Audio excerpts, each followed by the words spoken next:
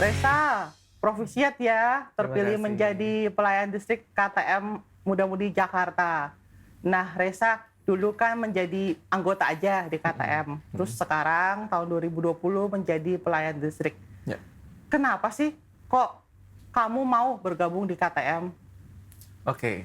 Panggilan kepada KTM ini sebenarnya saya pengen mencari, pelayanan yang berjiwa muda begitu dan juga bisa menjangkau anak muda lebih banyak gitu ya, dengan cara yang menurut saya agak unik gitu. Jadi di KTM ini punya pelayanan yang, eee, menjadi perintis di dalam pelayanan-pelayanan yang sekarang ada, yaitu di dalam karismatik sendiri, melalui retret-retret, pujian penyembahan dan sebagainya. Saya merasa bahwa KTM ini membawa warna yang sangat unik untuk Mm-mm. jiwa muda sekarang. Nah, bro, dirimu pasti banyak mengalami perubahan dong dibentuk Betul. di KTM ini. Apa yang paling signifikan di dalam hidupmu perubahan tersebut? Hmm, yang paling signifikan yang pertama adalah saya dibawa kepada, proses yang namanya penyembuhan luka batin. Itu saya sudah alami sejak lama gitu ya, dan dari spiritualitas inilah saya mengenal yang namanya proses tersebut, gitu. Jadi saya, betul-betul begitu banyak diubahkan oleh Tuhan selama kurang lebih 15 tahun terakhir ini, gitu ya. Walaupun saya sebelumnya belum bergabung di KTM, tapi saya mengalami proses perubahan ini dari spiritualitas yang sama, dari Frater CC dan Suster Putri Karmel. Makanya saya kemudian bergabung di KTM. Berarti hubunganmu dengan Tuhan sekarang jauh lebih erat ya? Wah, betul sekali. Nah, makna Tuhan sendiri bagimu apa? Tuhan buat saya itu, seperti sahabat yang begitu mengenal diri saya.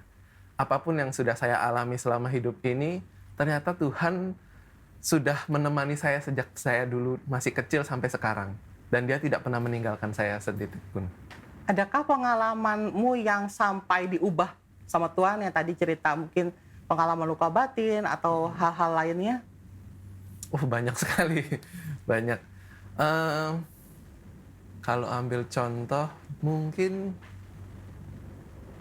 mmm, Yang sampai menggugah dirimu apa gitu? yang menggugah ya.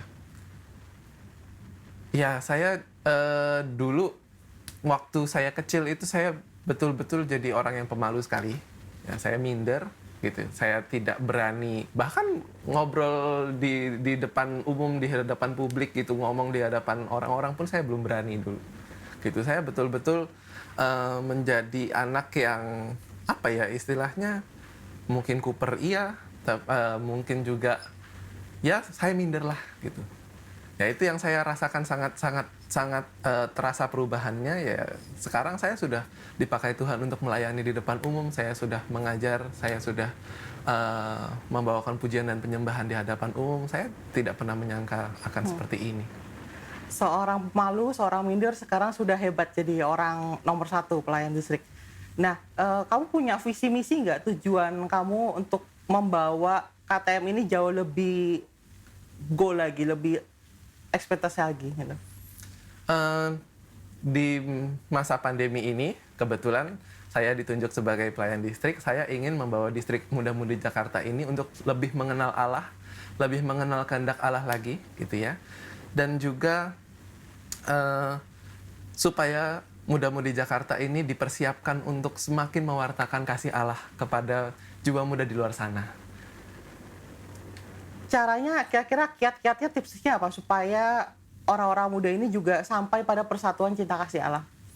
Nah, kami akan mengadakan banyak pelayanan, banyak, apa namanya, pembinaan juga, pelayanan dan pembinaan kepada, anggota-anggota KTM Muda-Mudi Jakarta khususnya yang sudah bergabung, supaya anggota yang sudah ada di Muda-Mudi Jakarta ini terlebih dulu mengalami dulu kasih Allah yang lebih dalam, yang begitu indah, yang mungkin belum pernah mereka masuk segitu dalamnya, gitu ya.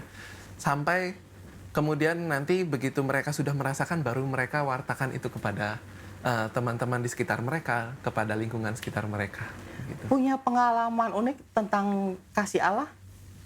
Banyak. Apa aja tuh?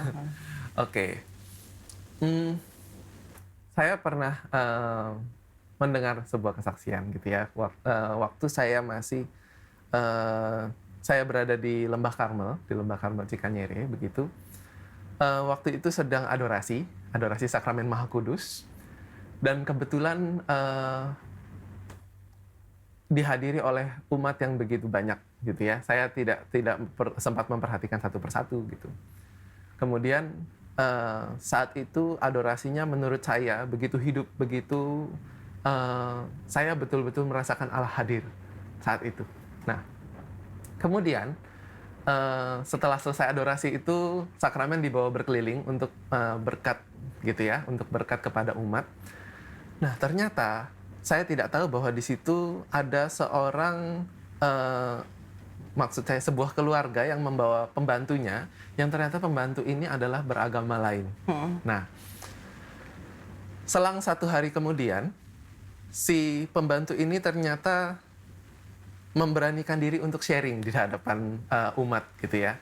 Ketika diberi kesempatan, pembantu ini maju ke depan dan dia menceritakan pengalamannya ketika adorasi ini. Ketika sakramen itu ditahtakan di hadapan di altar, dia melihat, dia bertanya-tanya dalam hatinya, orang-orang Katolik ini kenapa menyembah sebuah roti, begitu ya. Kemudian dia juga bertanya, kenapa mereka mengatakan bahwa itu Allah mereka. Nah, ternyata ketika sakramen itu dibawa berkeliling memberkati satu persatu, dia bercerita bahwa ternyata dia lihat sakramen itu bercahaya. Bercahaya lebih terang daripada matahari, katanya seperti itu. Sinarnya begitu luar biasa terang, gitu ya. Dan saat itu dia betul-betul mengatakan bahwa betul, Allah ini hidup dan Allah ini hadir saat ini. Dia tetap menjadi pemeluk agamanya sendiri, dia tidak kemudian pindah menjadi Katolik, tapi dia mengakui bahwa Allah yang disembah oleh orang Katolik itu adalah Allah yang hidup. Bagi dirimu sendiri, Allah yang hidup itu apa? Bagi saya sendiri, Allah yang hidup itu Allah yang mengubah, Allah yang mengasihi saya apa adanya.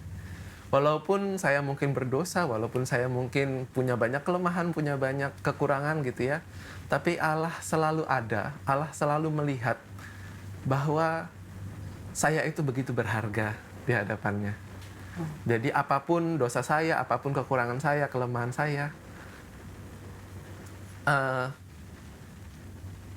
apapun kekurangan yang saya miliki, Allah tidak pernah melihat bahwa saya itu tidak layak, bahwa saya itu tidak berharga. Justru sebaliknya, semakin saya merasa hina di hadapan Allah, semakin Allah membawa saya kepada perubahan yang lebih lagi.